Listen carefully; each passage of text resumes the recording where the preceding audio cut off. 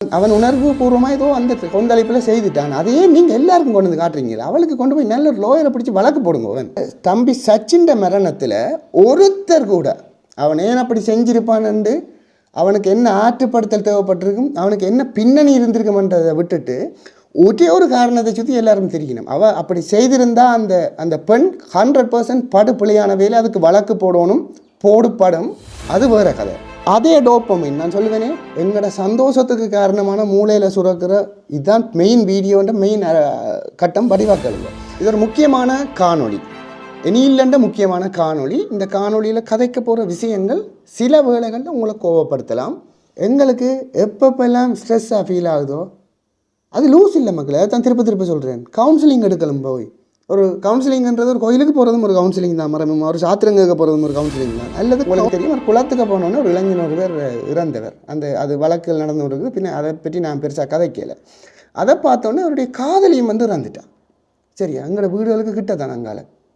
அதை பார்த்துட்டு எங்களோட பிள்ளைகளும் எங்களோட சுற்றாடலில் இருக்கிற பிள்ளைகளும் இப்போ இருக்கிற கலைஞர்களும் வளர்ந்து வர கலைஞர்களும் நல்ல ஒரு திறமையான வாசிப்பு. எங்களோட மருதங்குளம் எழுதமட்டவாள் பிள்ளையாருக்கு வாசிக்கிற படிக்கன் எனக்கு நல்லா தெரியும். நான் கதைக்கிறேன். சரியான கவலை. நான் பார்த்தோன்னே தர்ஷன் ஃபேஸ்புக்கில் முதல் இருந்தது. டக்குன்னு தர்ஷன் வச்சுக்கணும், என்ன தர்ஷன் நடந்ததுன்னு சூசைட் பண்ணிட்டானன்னா ஏன்னு தெரியாது. 21 வயதுக்கு உட்பட்ட ஆக்களுக்கு நாங்கள் சிகரெட் விற்பதில்லை என்று அந்த கடைக்காரன் போடுறதுன்ற அர்த்தம் என்னென்னு சொல்லுங்க. மேறாது மிச்சாக்களுக்கு வந்தா வேண்டலாம்னு தான் அர்த்தம். இப்படி தான் மனம் சோர்வாக இருக்க மற்றவர்களுக்கு நாங்கள் சொல்லுவோம், உண்மையான நண்பர் ஒருத்தனையாவது நீங்கள் சம்பாதிச்சு வச்சுருந்தீங்களா, எனக்கு ஆசை எங்களோட இளம் மட்டங்கள் எல்லாத்தையும் நல்லா கொண்டு வரணும், ஒரு மோட்டிவேஷனாக பழைய மாதிரி கொண்டு வரணும்னு தான் எனக்கு ஆசை. நீங்கள் தனுஷ், ஜிவி, ஹரிஷ் சார், ரவுமான் சார் முடியல ஸ்ட்ரகிள் ஆகினது. ஏன்னா கலைவுல வாழ்வு அவ்வளோ ஈஸியாக செய்திட முடியாது. அவன் கொஞ்ச நாள் வாழ்ந்தாலும் எத்தனையோ பேர் ஒரு யுகத்தை வாழ்ந்த ஒரு திறமையை காட்டிட்டு போயிட்டான். அதெல்லாம் இசையமைப்பாளர் விஜயேந்திரனி சார் இந்த மகள் ஏன் அப்படி செய்தவன்னு தெரியுமோ, ஏன் செய்தவன்னு தெரியுமோ, தேடி பாருங்க. இந்த உடம்புக்கு சென்ட் அடிக்கிறோம், தலையை இழுக்கிறோம், மனதுக்கு என்ன செய்கிறோம் நாங்கள் எங்கட மனதை சந்தோஷமாக வச்சுருக்கோம். நான் எல்லா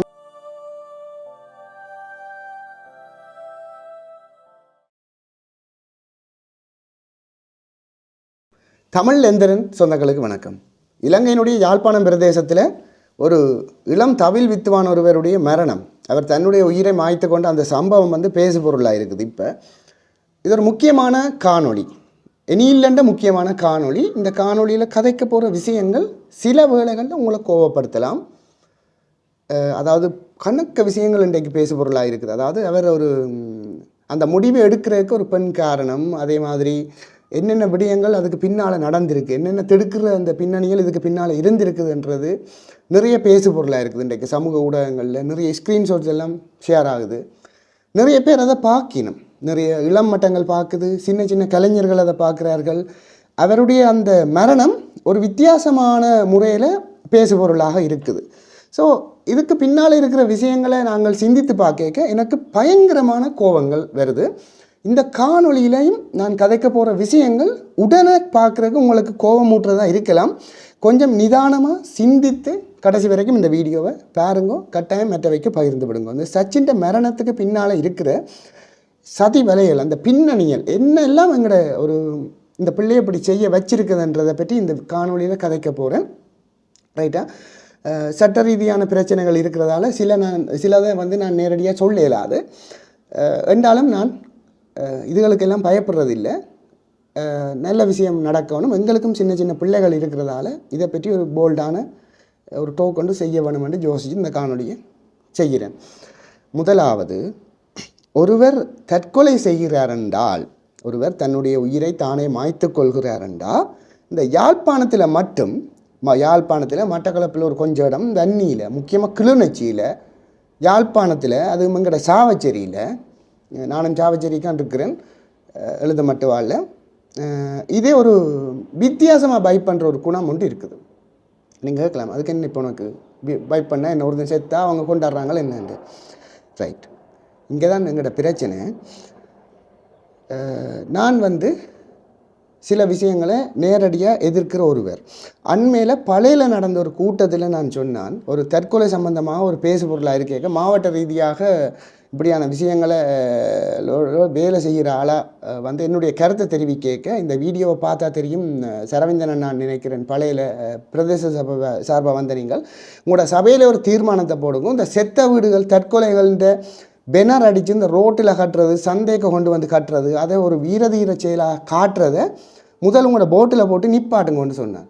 அதுக்கு உதாரணமாக நான் சொன்னேன், அண்மையில் நீங்கள் கேள்விப்பட்டிருப்பீங்க, இது இந்த காணொலியை பார்க்குறாங்க, தயவு செய்து கோவிக்கக்கூடாது, கொஞ்சம் கதையை வடிவாக கேளுங்க. என்னென்னு கேட்காம நீங்கள் முதலே முண்டி அடிச்சு கொண்டு கோவிக்கிறதுல ஒரு பிரயோசனம் இல்லை. இப்போ ஃபேஸ்புக்கில் ஒரு ரைட்டப் எழுதினோன்னு ஒருத்தர் எடுத்தார், என்ன இதை எழுதியிருக்கிறீங்களா என் பிரச்சனையோ. நாங்கள் நீங்கள் உங்களுக்கு ஏதாவது பிரச்சனை, என்ன பிரச்சனை, அதில் என்ன பிரச்சனை எழுதியிருக்குன்னு கேட்டேன். இல்லை அந்த மனநல உதவிகள் தேவைப்படுற நேரங்களில் அதில் நம்பர்கள் போட்டுக்கிறீங்களா என் பிரச்சனையோ உண்டார்.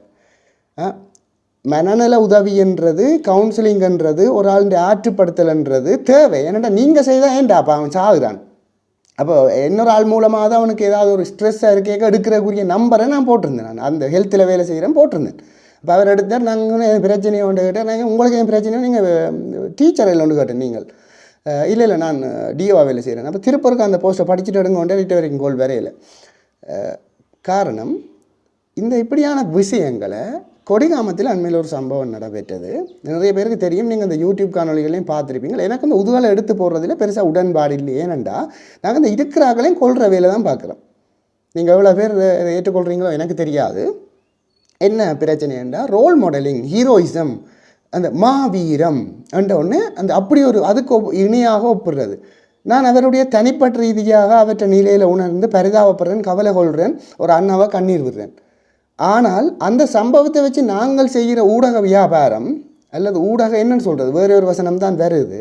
இன்னும் ஒரு அந்த பொட்டன்ஷியலில் இருக்கிறாளே இல்லை அந்த பிரச்சனைகளை எதிர்நோக்கி இருக்கிறாளே நாங்கள் முடிக்கிறக்குரிய அத்திவாரையும் போகிறோம். சிம்பிளாக நான் சொல்கிறேன், கொடிகாமத்தில் உங்களுக்கு தெரியும், ஒரு குளத்துக்கு போனோன்னு ஒரு இளைஞன் ஒரு பேர் இறந்தவர். அது வழக்கில் நடந்து இருக்குது. பின்ன அதை பற்றி நான் பெருசாக கதைக்கல. அதை பார்த்தோன்னே அவருடைய காதலியும் வந்து இறந்துட்டான். சரி, எங்களோட வீடுகளுக்கு கிட்ட தான் அங்கால பார்த்தேன். 2 பேருடைய பேனர்களையும் சரியாக கட்டி தூக்கினார்கள். எங்கே அவர்களுடைய நண்பர்கள். ஏனென்றால் அது அவர்களுடைய உணர்வு சார்ந்த விடயம். அதை செய்திச்சினம், அவன் ஊருக்க செய்திச்சினம்.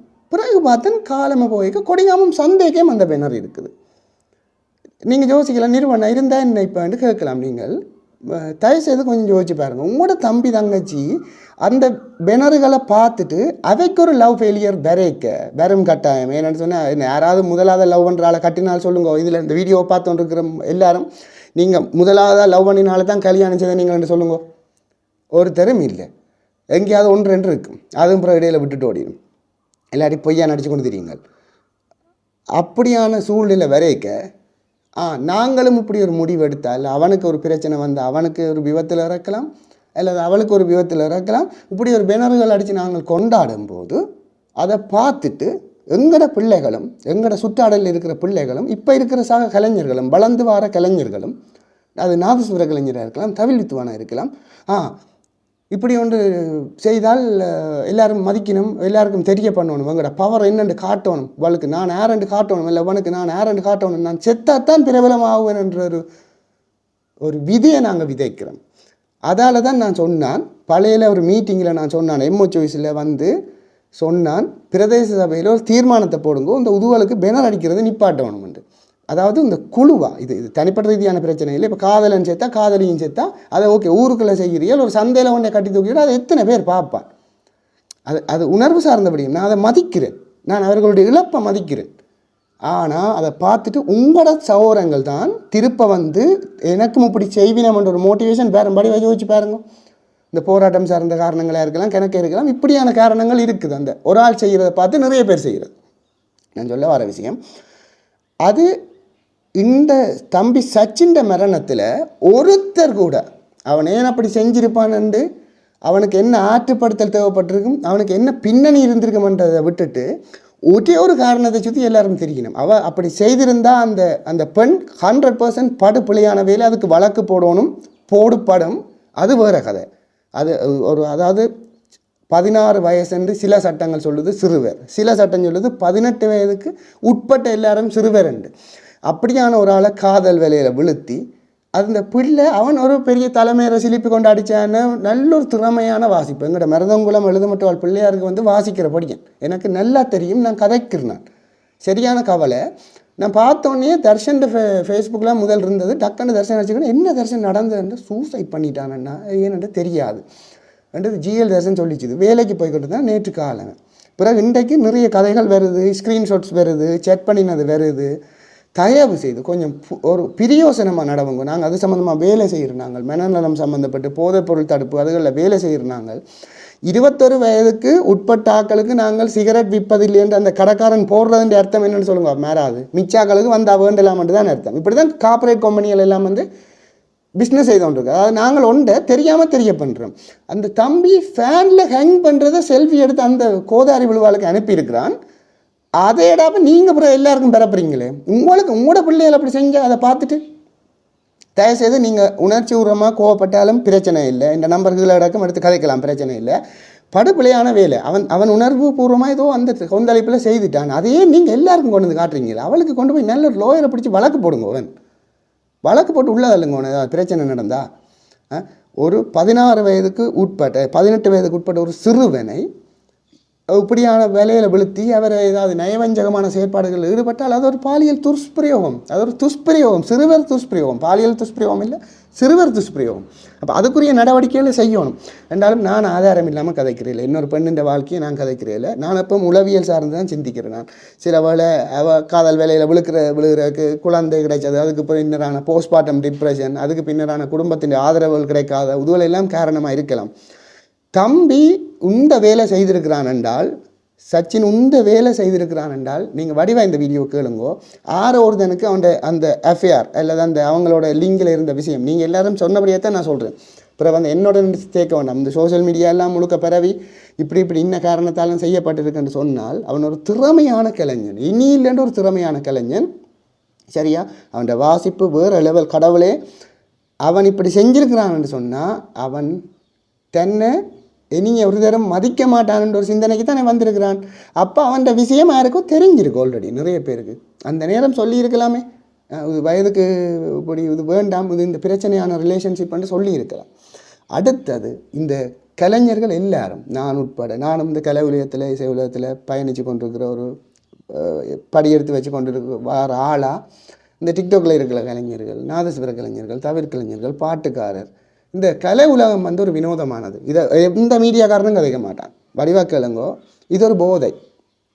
இந்த போதை இந்த அதே டோப்பமைன் நான் சொல்லுவேனே, எங்களோட சந்தோஷத்துக்கு காரணமான மூளையில் சுரக்கிற இதுதான் மெயின் வீடியோன்ற மெயின் கட்டம். வடிவாக்கிழங்கோ அந்த டோப்பமைன் நல்லா சுரக்கும். நல்லா தமிழ் வாசிச்ச சனம் பார்க்க பாராட்டு கிடைக்க எங்களை கொண்டே மகாராஜாவாக விட்டுவிடும். இந்த இலங்கையின் ஜனாதிபதியை நான் தான், இந்த உலகத்தின் அதிபதியை நான் தான் என்று விட்டுவிடும்.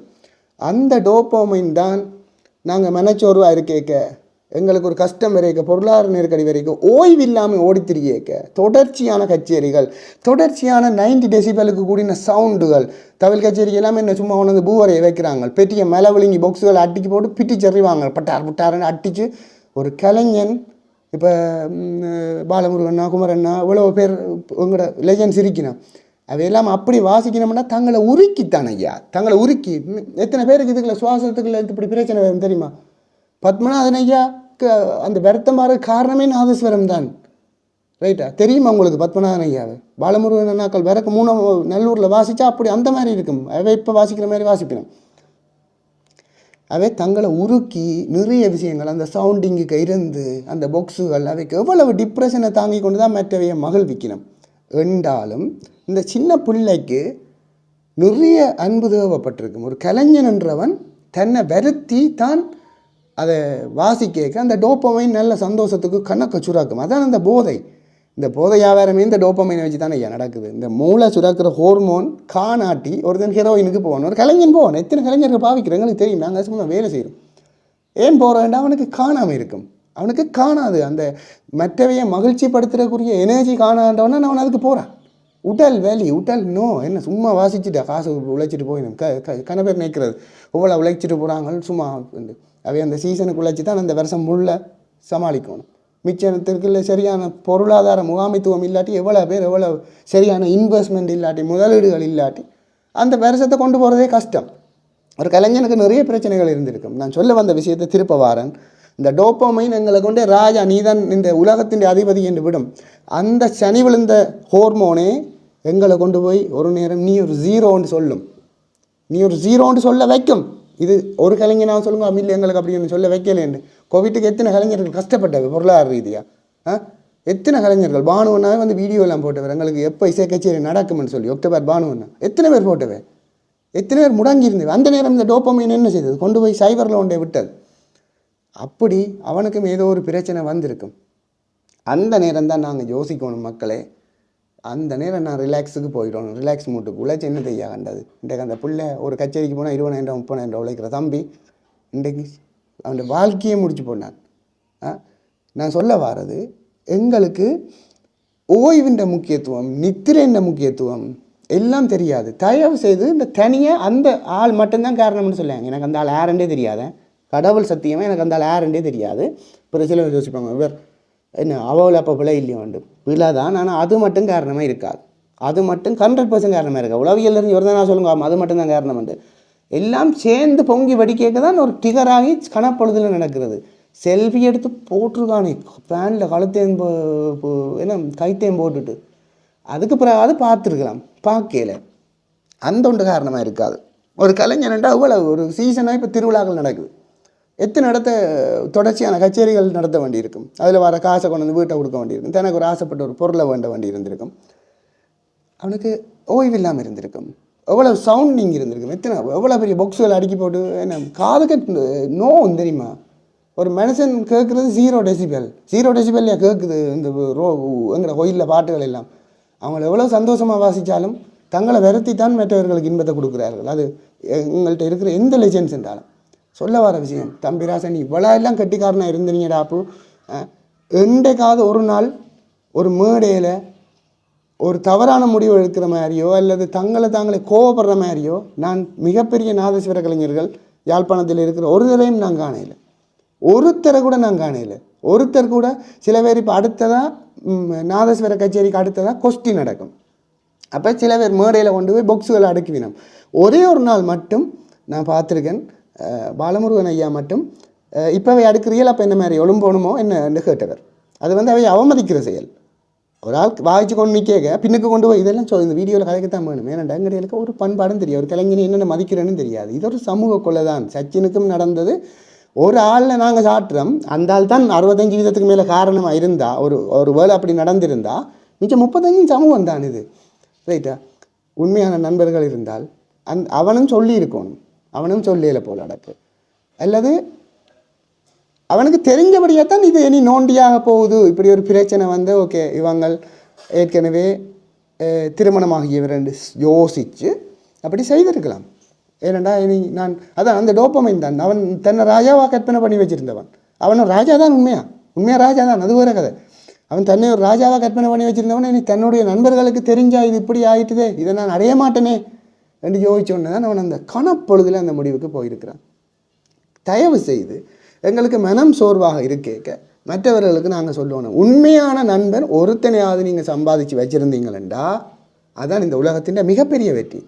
உங்களுக்கு வேலை இடத்துல கடைசி வந்து உண்மையான நண்பன் இருக்க மாட்டான். குடும்பத்துக்கு அண்மையாக அல்லது உங்களோட ஓஎல் மட்டத்தில் இருக்கிற ஃப்ரெண்ட்ஸ் தான் உண்மையான நண்பனாக இருக்கும். யாரை சொல்லுங்க, எங்களோட யூனிவர்சிட்டி படிகள் அவங்களாம் குடிக்கிறதுக்கு வந்திருப்பாங்க, குடிக்கிறதுக்கு நண்பனாக இருப்பாங்க. அது முடிய மச்சான் கலண்டுருவாங்க நைஸாக, பச்சை கள்ளங்கள். உண்மையான நண்பர்கள் ஒரு கொஞ்சம் பேர் தான் இருப்பினோம். ஒரு விரல் விட்டு எண்ணக்கூடிய ஃபேஸ்புக்கில் 55,000 பேர் இருக்குது நமக்கு. அந்த பேர் உண்மையான நண்பர்னு சொல்ல முடியுமா? அவர்கள் ஒரு என்டர்டெயின்மெண்ட்டாக பார்க்குறதுக்கு வந்தாக்கள். அதில் ஒரு கொஞ்சம் பேர், ஒரு 100-150 பேர் தான் உண்மையானவர்களாக இருப்பார்கள். மிச்சம் சும்மா பார்க்குறதுக்கு வந்திருப்பினோம். நாங்கள் இப்போ உண்மையான நண்பர்களை ஃபேஸ்புக்லேயும் டிக்டாக்லேயும் எல்லாம் தேடி கொண்டு இருக்கிறோம். தேட வேண்டியது அங்கே இல்லை. என்கிட்ட ஆற்றுப்படுதல் எனக்கு ஸ்ட்ரெஸ் ஆகிறேன். ஒரு மாதவடியில் இல்லை ஒரு பூவரச மரத்துக்கடியில் இருந்து மச்சான் அப்படி நோண்டியாக போச்சுடா என்ன செய்யலாம், ஷேர் பண்ணணும். அம்மா அப்பா அந்த டோப்பமைனை நீங்கள் கொடுத்தா அந்த பிள்ளை போதைக்கு பின்னாலையும் போகாது, லவ்வுக்கும் போகாது. ரைட்டா? அன்பாக இருந்து ஒரு கலைஞனுக்கு சரியான அன்பு தேவைப்படும், பயங்கரமாக தேவைப்படும். ஏனெண்டா இப்போ ஒரு ராகம் ரைட், ஒரு சிந்து பைரவியை வாசிக்கணுமே ரைட், சிவரஞ்சனியை வாசிக்கணுமென்று வைப்போம். சிவரஞ்சனி ஒரு நாதஸ்வர கலைஞர் அங்காலன்று வாசிக்கிறார். இவன் அதுக்கு தவில் நடையில் செய்து கொண்டு இருக்கிறான். அந்த ராகத்தின் தன்மை இந்த கலைஞனை எஃபெக்ட் பண்ணும். அதில் உள்ள சோக உணர்வுகள், அதில் உள்ள சந்தோஷமான உணர்வுகள், அதில் உள்ள ஆழ்ந்த துக்கங்கள் இவர்களை எஃபெக்ட் பண்ணும். இல்லைன்னு சொல்லுங்க மேராவது. அதான் அவர்கள் வந்து என்ன தங்களை மகிழ்ச்சிப்படுத்தவும் அந்த மிச்ச கலைகளுக்கும் சின்ன நேரங்களுக்கு வேறு எதுகளுக்கு போகிறது. அது சரியோ பிள்ளையோன்னு நான் சொல்ல மாட்டேன். ஏனெண்டா அது ஏதோ ஒரு வழியில் அதை தங்களை நியூட்ரலைஸ் பண்ணத்தான் வேணும். அப்போ அதான் அதுக்காண்டி தான் அதுக்கு போயினோம். அதில் தீவிரம் கூடினது தீவிரம் குறைஞ்சதுன்னு இருக்குது தானே, அதுக்கு அதை பார்த்து நடந்தால் சரி. மற்றபடி அப்படியான ஒரு விஷயம் ஒரு கலைஞனாக நான் சொல்லுவேன், வேறு ஒரு வழியும் இல்லை. அவர்களுக்கு தேவைதான். கலைஞர்களாக இருக்கிறன்றது அவ்வளவு லேசான காரியம் இல்லை. அதைத்தான் சொல்ல வரேன். அவர்களுக்கு சரியான சவால்கள் இருக்கும். கலைஞர்களுக்கு ஒரு குறிப்பிட்ட கால பகுதியில் மட்டும்தான் அவர்களுக்குரிய வருமானம் கிடைக்கும். ஆனால் நாங்கள் அதை பார்த்து ஏங்குறது சரியாக கொடுக்குறது இல்லை. இந்த தம்பின்ற விஷயத்தில் இப்போ சமூக ஊடகத்தில் கணக்கு பிரச்சனைகள் போகுது.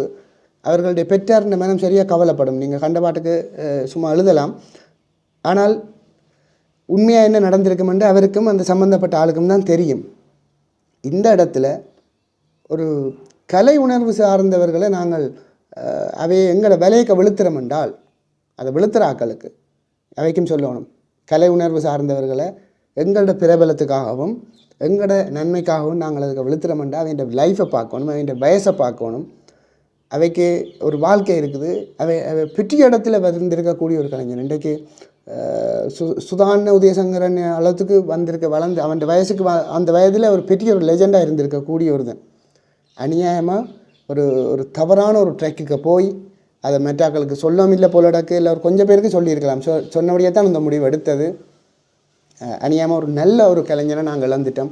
இது ஒரு தரம் இப்படி கதைக்க போகிறது இல்லை. ஏன்னா எல்லோரும் நல்ல பிள்ளைக்கு நடிக்கணும்.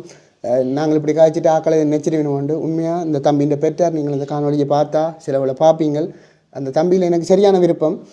ஆனால் அவர் இப்படி ஒரு முடிவு எடுத்தது மற்றவர்களுக்கு ஒரு இந்த ரெக்கில் ஒரு வழிகாட்டி மாதிரி வந்துடக்கூடாதுன்றதுக்காகத்தான் இந்த காணொலியை கதைக்கிறேன். மற்றபடி எனக்கு அவனில் நல்ல விருப்பம்.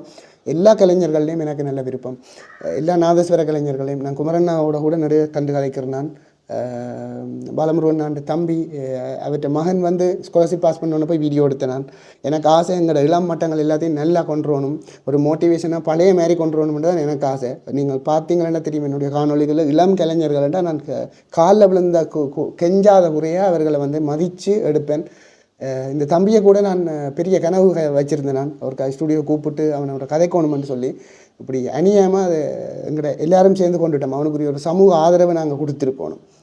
அதைத்தான் நான் சொல்கிறது. கவுன்சிலிங்கண்டா தயவு செய்து விசரண்டு நினைக்காதீங்க. முதலாவது இந்த அதை பற்றி எழுதினோன்னா மனநல உதவிகள் சம்மந்தப்பட்ட ஃபோன் நம்பர்கள் போட்டு ஃபேஸ்புக்கில் ஒரு ரைட்டை கொண்டு எழுதினான். தேவையண்டா பாருங்க, என்னுடைய முகப்புத்த நண்பர்களாக இருக்கிறவர்கள் அதை பார்த்துட்டு ஒன்று எடுக்குது என்ன பிரச்சனையோ ஒன்று சொல்லி இங்கே வாங்க. கவுன்சிலிங்ன்றது பெரிய பெரிய இசையமைப்பாளர்களுக்கு கூட எடுப்பினும் இல்லாட்டி வாழையிலாதையா. ஏனெண்டா நான் தான் சொன்னேன், அவர்களுக்கு தேவைப்படும் உள ஆற்றுப்படுத்தல். எத்தனை கலைஞர்கள் குடும்ப வாழ்க்கையில் ஃபெயிலியர் பாருங்க. நடிகர் சிம்பு, எங்களுடைய CM Vijay sir, Dhanush, GV, Harish sir, Rahman சரமடியில் ஸ்ட்ரகிள் ஆகினது. ஏன்னா கலை உலக வாழ்வு அவ்வளோ ஈஸியாக செய்திட முடியாது. இனி இல்லைன்ற எங்களை புரிந்து கொண்டவர்களோட குடும்ப வாழ்க்கை நடத்தினா தான்.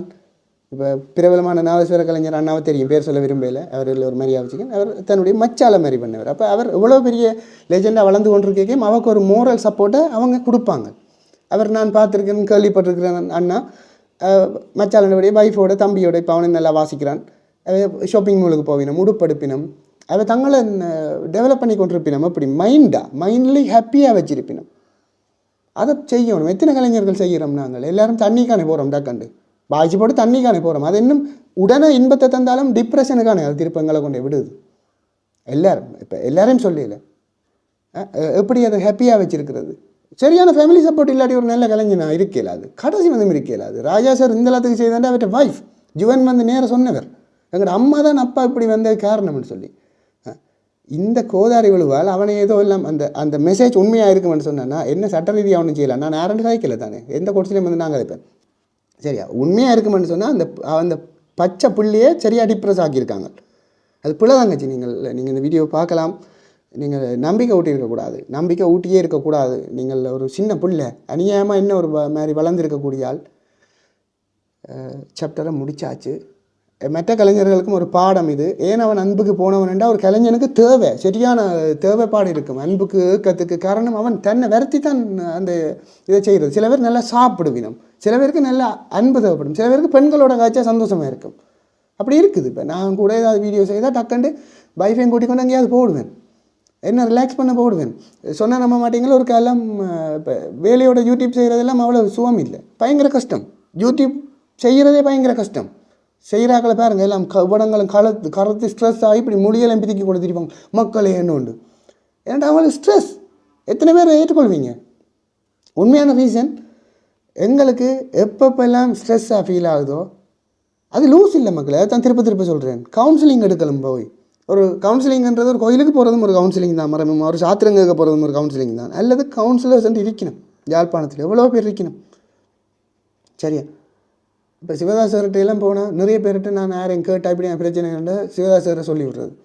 சார்கிட்ட போய் கதைச்சிட்டு வந்தாலே காணும், ஒரு மருந்து மடுக்க தேவையில்லை. அது நார்மலாக எல்லோரும் செய்கிறதான் வெளிநாடுகளில். எங்களை சார்ஜ் பண்ணுற மாதிரி மோட்டர் சைக்கிளுக்கு தூசு பிடிச்சோன்னு என்ன செய்கிறோம், சர்வீஸ் பண்ணுறோம். கவுன்சிலிங்ன்றது விசாரி இல்லை, அதை மொத்தம் மாறி விளங்கி அந்த விசுக்கோத்தொண்டேனா கெடுக்குது, என்ன பிரச்சனையும் உண்டு. கவுன்சிலிங்ன்றது எங்களோட மனதை நாங்களே ஆக்டிவேட் பண்ணுறதுக்கு செய்கிறது, இல்லாட்டி செய்யலாது. இப்போ 12-13 நாளாக நான் யூடியூப்பில் இடையில வீடியோ விடாம விட்டுட்டு பிறகு வந்து போட்டேன். நான் இல்லை, நான் வெளிநாட்டுக்கு போட்டேன், பேக்காட்டினேன். உங்களை என்ன செய்ய நான் நினைக்கிறீங்க? ஃபேமிலியோட சூப்பராக இருந்து விளையாடினது, பிள்ளைகளோட விளையாடி எங்கேயும் தெரிஞ்சு யூடியூப் தொடர்ந்து செய்யலாம். மக்களே என்ன நான் சார்ஜ் பண்ணணும் முடக்கிட, எனக்குன்னு ஒரு டைமை நான் ஒதுக்க வேணும். அந்த பச்சை பிள்ளைக்கு இரவு பகலாக கச்சரிக்கின்றா அவன் எவ்வளோ டிப்ரெஷனில் இருந்திருப்பான், அப்போ எவ்வளோ அன்புக்கு ஏங்கி இருப்பான். அதுக்குள்ள இப்படி வேறு சதி வேலையெல்லாம் செய்தால் அதுதான் அந்த முடிவுக்கு போயிருக்குது. தயவு செய்து இப்படி ஆட்களுக்கு சப்போர்ட் கொடுங்க. இதுக்கண்டு நம்பர்ஸ் இருக்குது, இந்த வீடியோ கடைசியாக சொல்கிறேன். உங்களுக்கு ஏதாவதுண்டா இரகசியம் காக்கப்படும். உங்களை ஒரு தரமே பேர் கூட கேட்க மாட்டேங்க, நீங்கள் அவையோட கதைக்கலாம். அப்படியான நம்பர்ஸ் இருக்குது, ஃபோன் நம்பர்கள் எடுத்து உங்களுக்கு ஸ்ட்ரெஸ் இருந்தால் கதைங்க. தண்ணி அடிக்க போகாதீங்க தயவுசெய்து. ஸ்ட்ரெஸ் வந்துட்டு அது இன்னும் கூட்டி விட்டுரும், உடனே நல்லா இருக்கும், இன்னும் கூட்டி விட்டுருக்கும். அடுத்தது உண்மையான நண்பர்கள் ஒரு 4-5 பேரையாவது சம்பாதிச்சு வச்சுருங்க. இருக்கிற நல்ல கலைஞர்கள் இன்னும் கன பேர் இருக்கணும், அவையும் நல்லா இருக்கணும். எல்லாரையும் இழந்துட்டோம்னா தயவு செய்து தற்கொலை மரணங்களை பள்ளிக்கூடத்தில் கொண்டே அந்த தற்கொலை செய்தால் இந்த பேனரை கட்டுறது, சந்தேக கொண்டு வந்து கட்டுறது, நடுச்சந்தியில் கட்டுறது நிப்பாட்டுங்க. உண்மையான அரசியல்வாதிகளாக இருந்தால் இந்த வீடியோவை பார்க்குற யாராவது அரசியல்வாதிகள் உங்களோட பிரதேச வகையில் ஒரு தீர்மானம் ஆடுங்க. இதை எங்களோட மிச்சம் இருக்கிற ஒரு 15-20 காப்பாற்றணும்னா அதைத்தான் செய்யணும். ஏற்கனவே 50,000 பேர் யுத்தத்தில் சரி, போராட்டத்துக்கு போனாக்கள், அதை விட உயிரிழந்த பொதுமக்களாக நிறைய பேர் சரி, பிறகு இப்படி ஆக்சிடெண்ட்டில் ஒரு நாளும் நிறைய சரி, பிறகு தற்கொலையிலேயும் நிறைய போகுதென்றால் பிறகு நாங்கள் அதை ஒரு மோட்டிவேஷனாக காட்டிக்கொண்டு தம்பி ஏதோ ஒரு பெரிய வீர செயல் செய்துட்டான்னு காட்டணும். பர்சனலாக எனக்கு சரியான ரெஸ்பெக்ட் இருக்குது அந்த தம்பியில், சமூகத்திலாம் கோவமாக இருக்குது. நீங்களே என்ன அதை அப்படி காட்டுறீங்களா? அவன் ஏதோ அந்த முடிவை எடுத்துட்டான், அவனால் தாங்க முடியலை, அதை தவிர வேறு வழி அவனுக்கு தெரியலை. ஏன் பிற கழுத்தில் இதாண்ட போட்டோக்களை எல்லாம் எல்லா இடம் ஷேர் பண்ணுறீங்க? தெரியாதவர்களுக்கு தெரிய பண்ண போகிறீங்களா? 18 வயதுக்கு மேற்பட்டவர்களுக்கு நாங்கள் என்ன 18 வயதுக்கு குறைந்தவர்களுக்கு சிகரெட் விற்பதில்லைன்னு போட்டால் என்ன அர்த்தம்? மிச்சாக்களுக்கு அங்கே கிடாக்குவா வந்து வேண்டி 10 தான் அர்த்தம். இது கூட தெரியாது எங்களுக்கு. எல்லாமே குரங்க நினைக்காதுன்றதே குரங்க நினைக்க பண்ணுறதுக்கு தான். குரங்க நினைக்காதுன்னு இப்போ உங்களுக்கு குரங்கு மைண்டில் வந்துருக்குமே. நான் சொன்னேன், இப்படி தான் இந்த உலகம், இப்படி தான் இப்போ மார்க்கெட்டிங்கே போகுது கார்பரேட்டுண்டு. ஸோ கொஞ்சம் விளங்கி புத்தி உள்ளாக்கலாம் இதை செய்யணுமன்றது ஆசை. இது ஒரு கொண்டாடப்பட வேண்டிய விஷயமே இல்லை, இது சரியான கவலைப்பட வேண்டிய விஷயம், மெதுவாக கடந்து போக வேண்டிய விஷயங்கள். பிரமாண்டமாக்கி வீடியோ போட்டால் ஒரு லாபமும் இல்லை. சரி, நீங்கள் யோசிக்கணும், சில எரிச்சல் ஆகிக்கிறான் நிறுவனம், இதுக்கெல்லாம் எரிச்சல் இல்லையா? வீடியோ வேலையை விட்டுட்டு வந்தால் நான் யூடியூப் பண்ண என்னென்னு காட்டுவேன், விரும்பலை. ஏன்னா அது செக்யூரிட்டி இல்லை, ஜப் செக்யூரிட்டி இல்லை. மற்றபடி இது எல்லாம் ஒரு விஷயமே வடிவ யோசிச்சு பாருங்க பாப்போம். அதை பார்த்துட்டு என்ன யோசிக்கும்? ஒன்று சரியான டிப்ரெஷனாக இருக்கிறது.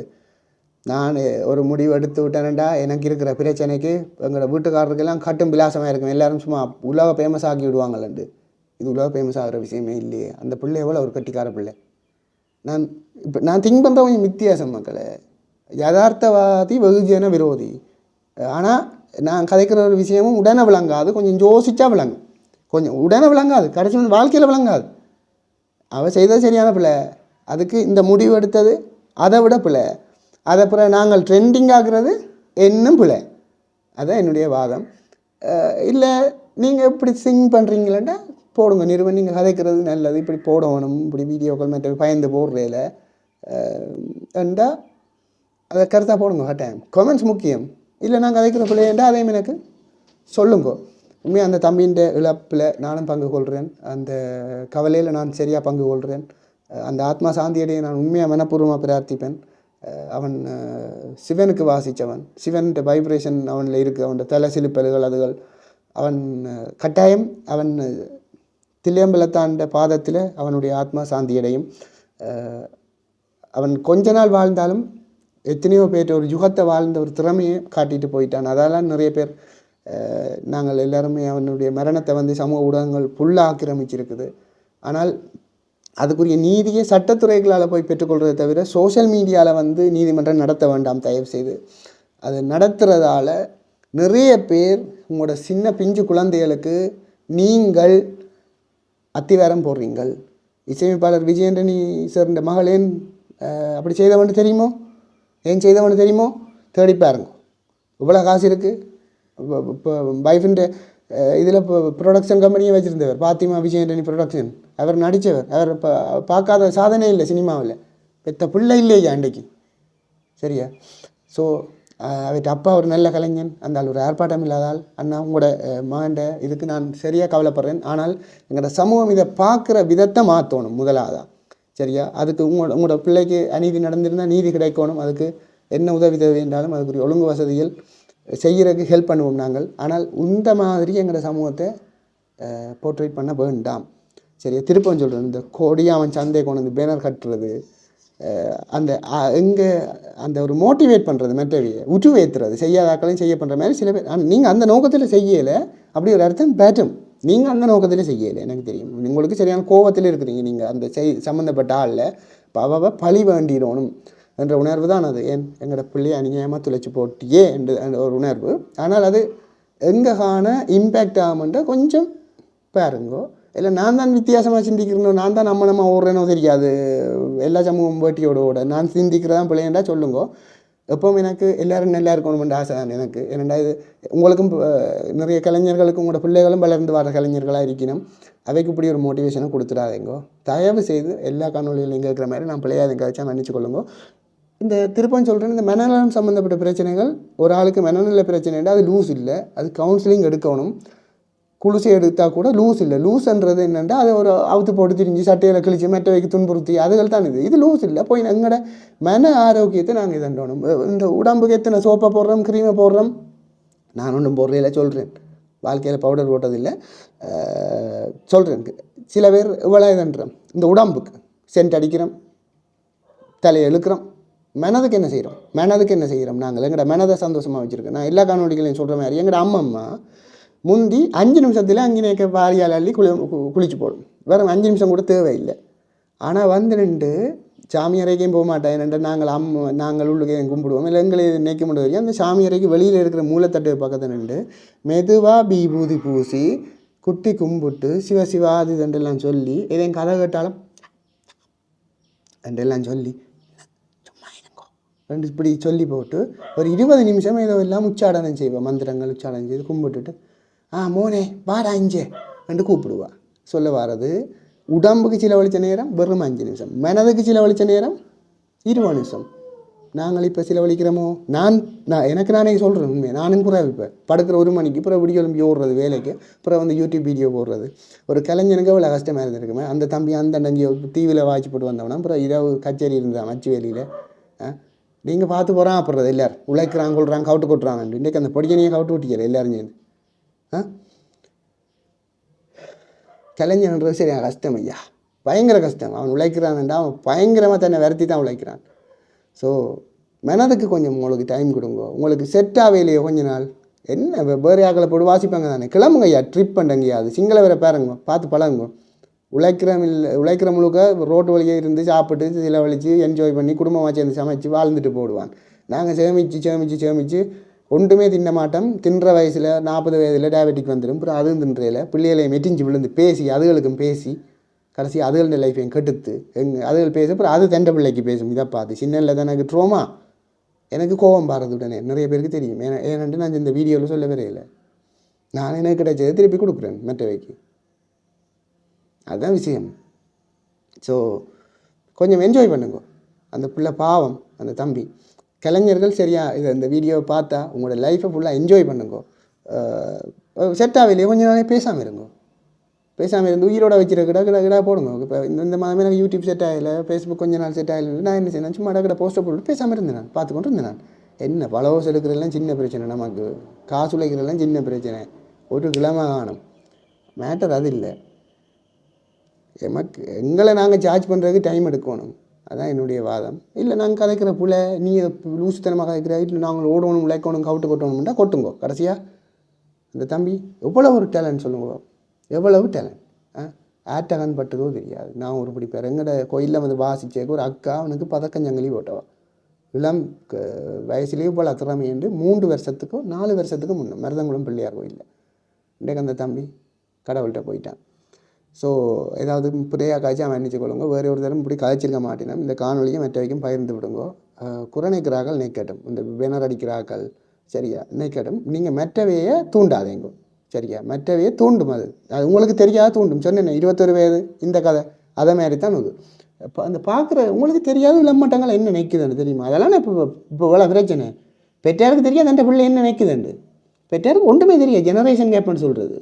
இப்போ நான் என் அப்பாவோட பெட்டராக தான் இருப்பேன், என் பிள்ளை என்னோட பெட்டராக தான் இருக்கும். அது என்ன திங்க் பண்ணுதுன்னு எனக்கு தெரியாது. ஸோ இதான் நான் கதைக்கு நினைச்ச விஷயம். மீண்டும் என்ன ஒரு நல்ல காணொலியில் சந்திப்போம். மறக்காமல் கூட கருத்தை போடுங்கோ. கட்டாயம் இந்த நம்பர்களை நோட் பண்ணி வையுங்கோ. இது நான் உங்களுக்கு சொல்லணுமென்று இறக்கி வச்சேன். நான் உங்களுக்கு ஏதாவது மனதில் சஞ்சலமாக இருக்குது, சந்தோஷமாக இருக்குது, என்னடா வாழ்ந்து கண்ட மாதிரி இருக்குன்னு சொன்னால் இந்த நம்பருக்கு அடிக்குங்கோ. இது ஒரு ஹாட்லைன். உண்மையாக இதுக்கு சிம் கூட தேவையில்லை, அதாவது கவரேஜ் தேவையில்லை. ஹாட்லைன்டா தெரியும் தானே. இப்போ ஒரு காட்டுக்கு போய் நின்றுட்டு இருக்கீங்களா கவரேஜ் இருக்குமோ இல்லை, அதுக்கு அந்த ஹாட்லைன்களுக்கு அடித்தா வேலை செய்யும். 1926 அடித்தா இலவச ரகசியமான மனநல உதவிகள் சொல்லி நீங்கள் சொல்லலாம். எனக்கு ஒரு மாதிரி கிடக்கு, ஐயோ போய் துளியணும் போல் கிடக்கு. ஏன்னா அந்த தம்பி இந்த மெசேஜ் ஸ்க்ரீன்ஷாட்டுகள் ஷேராது அதில் பார்த்துன்னு அவன் சொல்கிறான், நான் இன்னும் வீட்டை போய் துளியலை. அந்த வசனங்களை பாருங்க. வீட்டை போட்டியான்னு அவ கேட்குறா. இந்த தம்பி சொல்லுது, நான் இன்னும் வீட்டை போய் துளியேறி என்று போட்டிருக்குது. இந்த அவனுக்கு ஆல்ரெடி அவனுக்கு துளையிற ஐடியா தான். என்னவோ ஒரு டிப்ரெஷன்லாம் அவன் இருந்திருக்கான் தம்பி சரியா. கதையும் கூட அப்போ அடுத்து 1926 அடுத்து உங்களுக்கு மெனச்சோர்வாக இருக்கா? தொடர்ச்சியாக கலை உலகத்தில் பயணித்தாலும் மெனச்சோர்வு வரும். யூடியூப் செய்தாலும் வரும், ஃபேஸ்புக்கில் ரீல்ஸ் செய்தாலும் தொடர்ச்சியாக டிக்டாக்ல இருந்தாலும் வரும். பிறகு சொல்கிறது என்ன, எனக்கு செய்வினை செய்து போட்டாங்களே யாரோ, எனக்கு ஏதோ கவுட்டு போட்டாங்களே எல்லாரும் சேர்ந்து. செய்வினை இல்லையா, அப்படி ஒரு விஷயமே இல்லை. கடவுள் இருந்தால் அப்புறம் என்ன மண்ணாங்கட்டி இதெல்லாம். கடவுள் இருக்கிறான். நாங்கள் எங்களை ரெஸ்ட் பண்ணி எங்களுக்கு சின்ன ஒரு பிரேக்கை கொடுத்து தான் அடுத்து போகணும். கலைஞர்கள் மாறி விளங்கிடாதுங்க. பதட்டமாக இருக்கா, கவலையாக இருக்கா, தனிமையாக இருக்கா, தற்கொலை எண்ணம் இருக்கான்னா இந்த 1926 அடுத்தா 24/7 சேவை கதைப்பினம். அங்கே இருந்து தமிழ் மொழி வேணுமெண்டா கதைப்பினம். உங்களை ஆற்றுப்படுத்திக்கணும். உங்களோட பேர் கூட நீங்கள் சொல்ல தேவையில்லை, எங்கே இருக்கிறீங்களே சொல்ல தேவையில்லை. முந்தி வந்து ஹஸ்பண்ட் ஒய்ஃபுக்கு அடிக்கடி சண்டை வாரையிலேன்னு சொல்லுங்க. இப்போ நானும் மனுஷையும் சண்டை பிடிச்சி கொண்டு இருக்கிறோம்ட்டு வைப்போம் ஒரு கதைக்கு. இடையிலே ஒரு ஆள் சொந்தக்காரர் அறியின மட்டும் வைப்போம், மாம்பழமோ இதை பிளாக்காயம் மட்டும் வேறு டக்குன்னு அந்த சண்டை குறைஞ்சிடும். என்னடா நோண்டி அனுப்பினம் என்ன வாங்க ஐயா என்ன என்ன இப்போ பஸ்ஸில் வந்த நீங்கள் என்னென்னா எனர்ஜி குறைஞ்சிடும், அந்த சண்டைக்குரிய எனர்ஜி. அப்புறம் அவர் ஒரு மணித்தியாலம் இருந்து அரைச்சி போட்டு போக திருப்ப தொடங்கலாமே. என்னடி சொன்னீங்க போதுன்னு சொல்ல அந்த எனக்கு எனர்ஜி பத்தாது. அப்போ சண்டை பிடிக்கிற மூட் போவிடும். அதுக்காண்டி தான் அடிக்கடி மற்றவர்கள் தலையிடணும். நண்பர்கள் என்ன மச்சான் என்னடா உனக்கு பாடாஞ்சால இழுத்து அப்படியே மூட்டை மாற்றணும் வேண்டாம். திருப்ப அந்த எண்ணம் வாரக்குரிய எனர்ஜி காணாது. இப்போ நீங்கள் திடீர்னு கோவம் வருமா உங்களுக்கு யாராவது? டக்குன்னு ஒரு மூட்டை கிரியேட் ஆகித்தானே கோவம் வரும். அப்போ இடக்கிற பேக்க அந்த எண்ணங்கள் வந்து வராது. மற்றது சுமித்ரையோன்னு சொல்லியும் ஒரு NGO ஃபங்க்ஷன் பண்ணுது. இந்த நம்பரும் தேவைப்படலாம். 07 0 73 0 83 08 அல்லது இன்னும் ஒரு நம்பர் இருக்குது, எல்லாம் டிஸ்கிரிப்ஷனில் போட்டு விடுறேன் பாருங்க. 076 75 20 620 இந்த நம்பர்களும் எடுத்து கதைக்கலாம். நாங்கள் யாழ்ப்பாண கிளையும் இருக்குது. 021 222 39 33 இது லூஸ் இருந்தால் தான் எடுக்கிறேன்னு தயவுசெய்து ஒரு மாறி விளங்கிறாதுங்க. லூஸே இல்லை ஒருதன் அப்படின்னா முழு பேருக்கும் இந்த உலகத்தில் லூஸ் இருக்கும். நீங்கள் நினைக்கிறதான் லூஸாக இருந்தால் இந்த உலகத்தில் பிறந்த எல்லாருக்கும் இருக்கும் சரியா. ஒரு மனச்சோர்வுன்றது தொடர்ச்சியாக ஒரு பயணிக்க வார ஒரு விஷயம்தான். அதை மாத்திரது தான் அவன் ட்ரிப் போகிறான். அந்த சில பேர் போய் தண்ணி அடிக்கிறான், சில பேர் போய் வேறு ஹெரோயினுங்களுக்கு போகிறாங்க. அப்படி ஒரு பிரச்சனைகள். அப்போ எடுத்து கதைங்கோ, கதைச்சி வாழுங்க ஐயா. வாழ்ந்து இயற்கையாக சாகுங்கோ. ஒரு தரம் தற்கொலை செய்ய வேண்டாம், இயற்கையாக சாகும். மற்றது 1900 அதுகள் தெரியும் தானே. அது அர்ஜென்டான ஆக்சிடென்ட் கேஸுகள் என்ன 1900 அடித்தா வரும். எல்லாது 119 அது போலீஸின் அவசர பிரிவு ஹாட்லைன் கொழும்புக்கு போய் அவனை எந்த ஸ்டேஷன் கேட்டு வருவாங்க. இந்த வீடியோ மறக்காம இருக்கா ஷேர் பண்ணி விடுங்க நிறைய பேருக்கு. தம்பிൻ്റെ ஆத்மா சாந்தி அடையணும் நானும் பிரார்த்திக்கிறேன். எல்லாருக்கும் ஷேர் பண்ணி விடுங்க. உங்களுடைய மனம் நோக ஏதாவது நான் பேசியிருந்தால், சமூக அக்கறையில் உங்களோட மனம் நோக ஏதாவது கழிச்சிருந்தால் மன்னிச்சு கொள்ளுங்க. நன்றி, வணக்கம்.